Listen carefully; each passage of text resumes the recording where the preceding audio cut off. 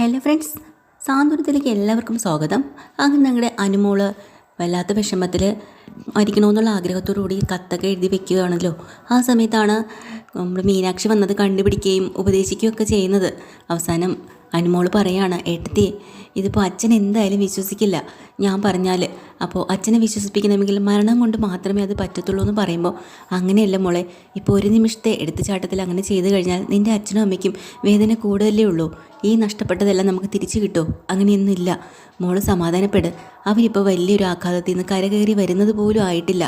അപ്പോൾ ഇതൊക്കെ ക്ഷമിക്കാനും പൊറുക്കാനും ഒക്കെ കുറച്ച് സമയം കൊടുക്കണം. ഈ ലോകത്ത് മക്കൾ തെറ്റ് ചെയ്താൽ അച്ഛനും അമ്മയ്ക്കും മാത്രമാണ് ക്ഷമിക്കാൻ കഴിയുക. അവരെ പോലെ വേറെ ആർക്കും കഴിയില്ല. അതുകൊണ്ട് ഇന്നല്ല നാളെ ആയാലും നിൻ്റെ സത്യാവസ്ഥ എന്താണെന്ന് അവർ മനസ്സിലാക്കും. എന്നിട്ട് നിന്നോട് അവർ ക്ഷമിക്കുകയും ചെയ്യും. ഏട്ടത്തി, അതിനു വേണ്ടി ഞാൻ കാത്തിരിക്കണം മോള്. ഈ ഏട്ടത്തി പറയുന്ന വിശ്വസിക്കില്ലേ? ഏട്ടത്തിക്ക് വാക്ക് തന്നെ ഇനി ഇങ്ങനെയുള്ള അബദ്ധമൊന്നും കാണിക്കില്ല എന്ന്.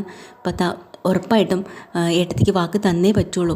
പറ, ഇനി നീ ഇങ്ങനെയുള്ള അബദ്ധമെല്ലാം കാണിക്കൂ? ഇല്ല ഏട്ടത്തി, എനിക്ക് കാര്യങ്ങളൊക്കെ ഇപ്പം മനസ്സിലായി എന്നും പറഞ്ഞ് മീനാക്ഷിയുടെ കയ്യിലേക്ക് കൈ എടുത്തു വെച്ച് വാക്ക് കൊടുക്കാണ്. ഇനി ഇങ്ങനെയുള്ള അബദ്ധങ്ങളൊന്നും കാണിക്കില്ല എന്ന്.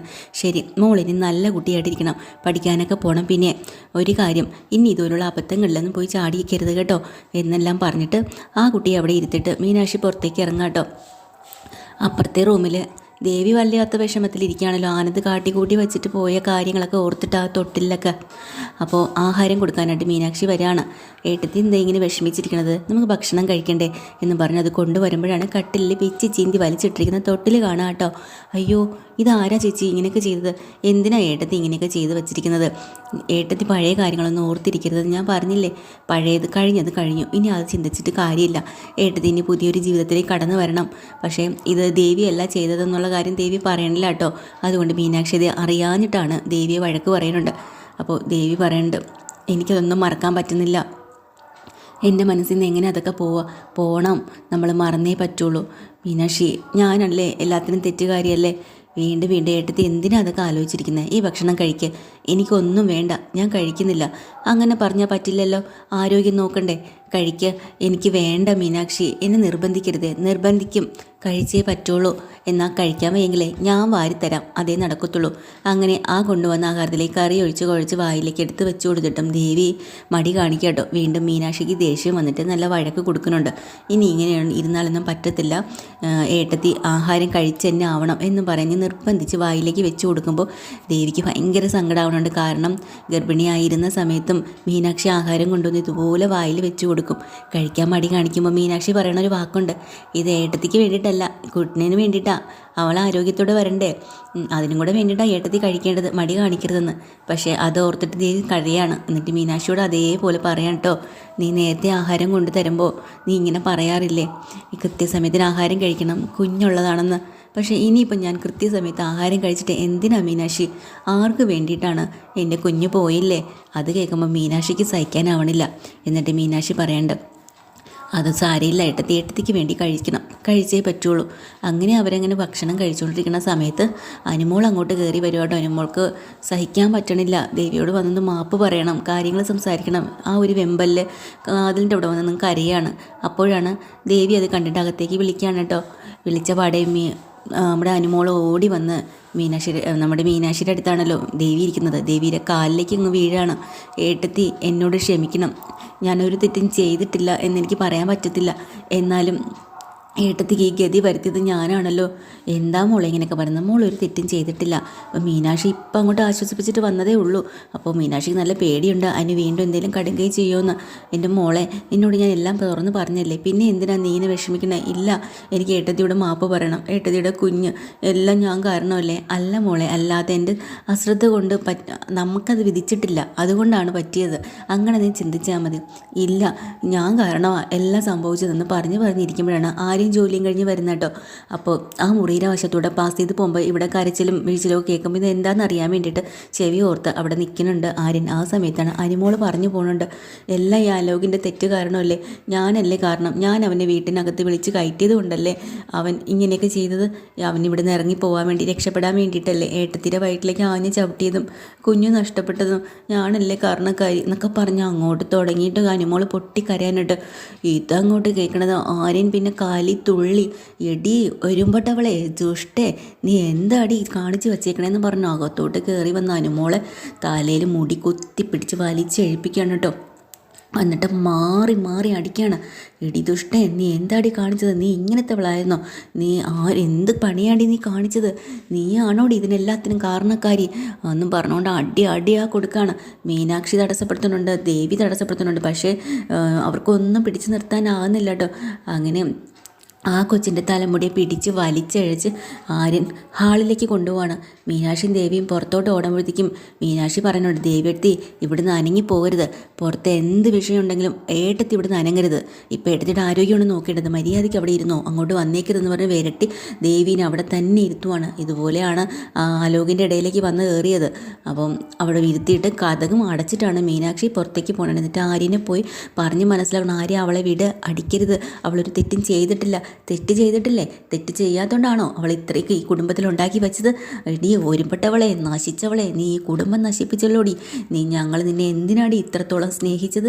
കുഞ്ഞനിയത്തിയാന്നും പറഞ്ഞ് കൊണ്ട് നടത്തിട്ട് നീ ഇങ്ങനെ ഒരു പരിപാടിയായി ഇവിടെ കാണിച്ചതല്ലേടി. അവനെ വിളിച്ച് വീട്ടിൽ കയറ്റിയിരിക്കണമെന്നും പറഞ്ഞുകൊണ്ട് അവിടെ ഇട്ട് മാറി മാറി അടിക്കട്ടോ. മീനാക്ഷിയുടെ കൈയൊക്കെ അങ്ങോട്ട് തട്ടി, ഏട്ടത്തി ഇടപെട്ട് പോകരുത്, ഇത് എൻ്റെ അനിയത്താണ്, മാറി നിൽക്ക് എന്ന് പറഞ്ഞ് മീനാക്ഷിയുടെയും കൈയെല്ലാം തട്ടി മാറ്റിയിട്ട് കൊടുക്കുന്നുണ്ട് കേട്ടോ അനുമോൾക്ക് അടങ്ങി നിൽക്കാൻ പറ്റാത്ത അത്രയ്ക്ക് അടിയാണ് കൊടുക്കണത്. അതും കണ്ടും കൊണ്ട് നമ്മുടെ ഗോമതിയും ബാലനും അങ്ങോട്ട് ഹാളിലേക്ക് വരുവാണ്. എടാ, എന്ത് പണിയാടാ നീ കാണിക്കുന്നത്? നീ എന്തിനാടാ അവളെ കളിക്കുന്നത്? വിടടാ എന്നും പറഞ്ഞുകൊണ്ട് നമ്മുടെ ഗോമതി അമ്മ അങ്ങോട്ട് മാറി നിന്നേ. നിങ്ങളെല്ലാവരും അറിഞ്ഞോ കാര്യം എന്താണെന്ന്? ഇവിടെ നടന്ന സംഭവത്തിന് എല്ലാത്തിനും കാരണം ഇവളൊറ്റ ഇരുത്തിയാന്ന് പറയാം കേട്ടോ. അപ്പം തന്നെ നമ്മുടെ ഗോമതി ആകെ സ്തപ്പിച്ചു പോയി. എല്ലാം അറിഞ്ഞിട്ടാണോ നമ്മുടെ ആര്യൻ ഇങ്ങനെ പറയണ? അലോകാണ് ഇതിൻ്റെ കാരണത്തിനൊക്കെ ഉത്തരവാദിന്ന് അവരാകെ പേടിച്ചു പോയി കേട്ടോ. എടാ, അവളെ വിടാനല്ലേ പറഞ്ഞത്? ബാലേട്ടാ എന്തിനാ നോയിക്കൊണ്ടിരിക്കുന്നത്? ബാലേട്ടൻ ചെന്ന് പറ അവളെ ഉപദ്രവിക്കുന്നത്. ബാലേട്ടൻ അപ്പോഴത്തേക്കിനും ബാലനാണെങ്കിൽ കൈയെടുത്ത് അങ്ങോട്ട് ഒരൊറ്റ ആക്ഷൻ കാണിക്കുന്നുണ്ട് കേട്ടോ. നിർത്ത്, മിണ്ടരുത് നീ എന്നും പറഞ്ഞുകൊണ്ട്, തടയണ്ട, അവന് ഇഷ്ടമുള്ളതുപോലെ ചെയ്യട്ടെ എന്നും പറഞ്ഞു. അങ്ങനെ മീനാക്ഷി ഗോമതി കൂടെ അന്തം വിട്ട് പോകുന്നുണ്ട് കേട്ടോ. ബാലൻ്റെ ഈ ഒരു നിൽപ്പും ഭാവമൊക്കെ കണ്ടിട്ട് ബാലൻ അനങ്ങുന്ന പോലെയല്ല. കൊടുക്കട്ടെ, അച്ഛനെ അടിക്കാൻ പറ്റിയില്ല, തെറ്റ് ചെയ്തവൾ ശിക്ഷ അനുഭവിക്കണം, അതുകൊണ്ട് ആര്യൻ സഹോദരൻ തന്നല്ലോ, അടിച്ചോട്ടെ എന്നുള്ള രീതിയിൽ ബാലൻ അങ്ങനെ നിൽക്കുക. ആര്യനാണെങ്കിൽ ആ ഒരു അവസരം മുതലാക്കി തന്നെ എടുത്തിട്ട് ഏറ്റി പെരുമാറുന്നുണ്ട് നമ്മുടെ അനുവിനെ എങ്ങനെ ശ്രമിച്ചിട്ട് അനുവിന് ആര്യൻ്റെ കയ്യിൽ നിന്ന് വിട്ടു പോകാൻ പറ്റുന്നില്ല. ആ മുടിയെ പിടിച്ച് അടിയാ കൊടുക്കുന്നുണ്ട്. ഇതെല്ലാം കണ്ടുകൊണ്ടാണ് നമ്മുടെ ആകാശം അങ്ങോട്ട് കയറി വരുന്നത് കേട്ടോ.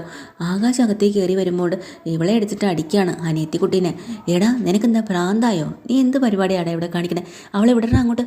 എടാ, നിന്നോട് വിടാനല്ലേ പറഞ്ഞെന്ന് പറഞ്ഞ ഒറ്റ ചവിട്ട് ആര്യനെ വെച്ചു കൊടുക്കുകയാണ്. ആര്യൻ ആ സെറ്റിയിലേക്ക് മറിഞ്ഞ് വീഴാട്ടോ. അങ്ങനെ പെട്ടെന്ന് തന്നെ മീനാക്ഷി അനുവിനെ പിടിച്ച് അങ്ങ് മാറ്റുകയും ചെയ്യുന്നുണ്ട്. അനുവിനെ പിടിച്ച് പുറകിലോട്ട് ഒളിപ്പിച്ച് നിർത്താണ്. എന്തിനാണ് നീ ഇവളെ അടിച്ചത്? പറയടാ, ചുമ്മാ പട്ടി തല്ലും പോലെ എൻ്റെ അനിയത്തിയിട്ട് അടിക്കുന്നോ? നിനക്ക് പ്രാന്ത് പിടിച്ചോടാ എന്നും പറഞ്ഞുകൊണ്ട് ആകാശം കേട്ടോ. ഏട്ടൻ എന്തറിഞ്ഞിട്ടാ എന്നെ ഉപദേശിക്കാൻ വരുന്നത്? ഇവളെ നമ്മളെ കുടുംബത്തെ രോഗിച്ചവളാ, ഇവള് മാനം കെട്ടവളാ. എന്തൊക്കെയാടാ നീ പറയണത്? ഏട്ടാ, ഈ കുടുംബത്തിൽ ഇത്രയൊക്കെ സംഭവിച്ച് നടന്നില്ലേ, അതിന് കാരണക്കാരി ആരാന്നറിയോ? ഇവളാണ്. ഇവളോ?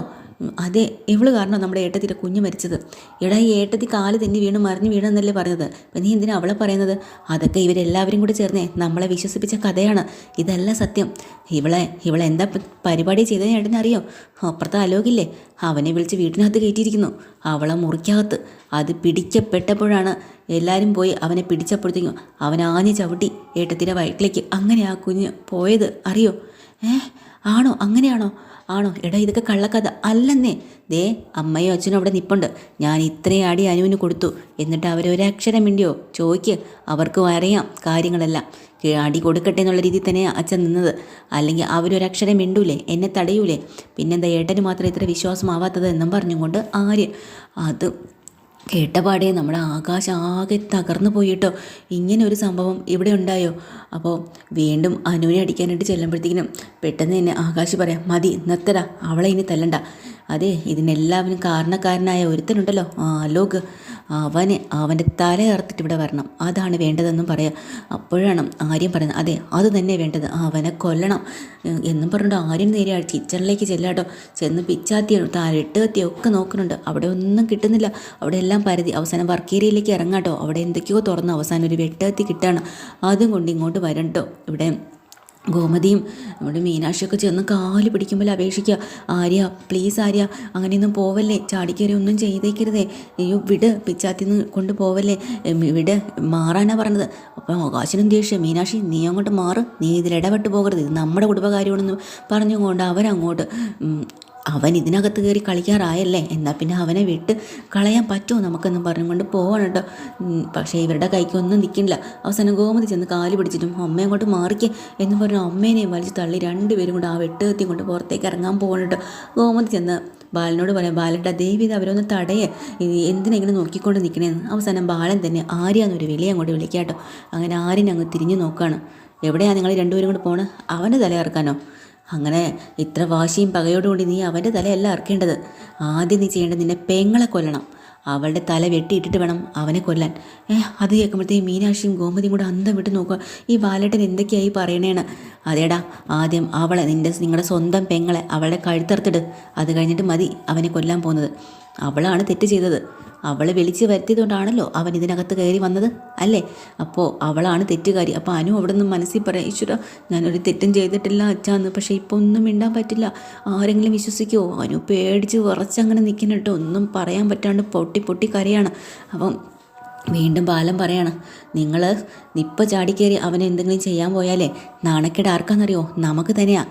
ഇവളുടെ മുറിയിൽ നിന്ന് അവനെ പിടിച്ചിറക്കിയെന്ന് പറഞ്ഞാൽ ഇപ്പം ഞങ്ങൾ ഇത്രയും പേരെ അറിഞ്ഞിട്ടുള്ളൂ. ഇനി നീയൊക്കെ അവൻ്റെ തല ഇറക്കാൻ പോയാൽ നാട്ടുകാർ മുഴുവനും അറിയും. അങ്ങനെയാണെങ്കിൽ നിൻ്റെയൊക്കെ ഈ പെങ്ങൾക്ക് നാളെ ഒരു കാലത്തൊരു ജീവിതം ഉണ്ടാവോ?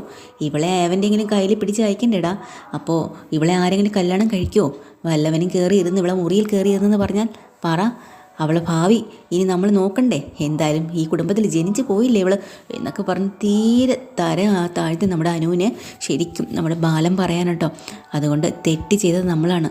എല്ലാവരുടെ മുന്നിലും തല താഴ്ത്തി നിൽക്കേണ്ട ഗതി ഉണ്ടാക്കിയതും അവളാണ്. അപ്പോൾ ശിക്ഷ ആദ്യം അവൾക്കല്ലേ കൊടുക്കേണ്ടത്? അത് കഴിഞ്ഞിട്ട് പോരെ മറ്റുള്ളവർക്ക് എന്നൊക്കെ പറഞ്ഞു അവസാനം ആര്യൻ ചിന്തിക്കുന്നുണ്ട്. അത് ശരിയാണ്, ഇവളുടെ ഭാവി എന്തായിത്തീരും? അവൾക്ക് നാണം കിടണ്ടേ? മറ്റുള്ളവരുടെ മുമ്പിൽ നമ്മളായിട്ട് ആരെയും ഒന്നും അറിയിക്കണ്ട. തൽക്കാലം ഇതൊന്ന് അടക്കി നിർത്തുന്നതാണ് നല്ലത് എന്ന് ആരെയും വിചാരിച്ച് കയ്യിലിരുന്ന് ആ പിച്ചാത്തി അങ്ങ് താഴെ ഇടുവാട്ടോ. അതോടുകൂടി എല്ലാവരും ഒന്ന് മനസ്സിനൊരു സമാധാനം കൊടുക്കുന്നുണ്ട്. അനുമോൾക്കാണെങ്കിൽ മനസ്സ് തകർന്ന് പൊട്ടിക്കരഞ്ഞ് അനുമോൾക്ക് ഇനി എന്ത് ചെയ്യണമെന്നറിയില്ല. ആകെ സ്നേഹിച്ച ഏട്ടന്മാർ, അച്ഛൻ എല്ലാവരും വെറുത്തു. ആകെ നാണം കെട്ട് നാറിയൊരു അവസ്ഥയിൽ അനുമോൾ തകർന്നു പോയി. ഇതാണ് കേട്ടോ ഇന്നത്തെ എപ്പിസോഡിൽ. ഡീറ്റെയിൽഡ് എപ്പിസോഡുമായി വീണ്ടും വരാം. ചാനൽ ഇഷ്ടമല്ല ലൈക്ക് ചെയ്യുക, സബ്സ്ക്രൈബ് ചെയ്യുക. Thank you.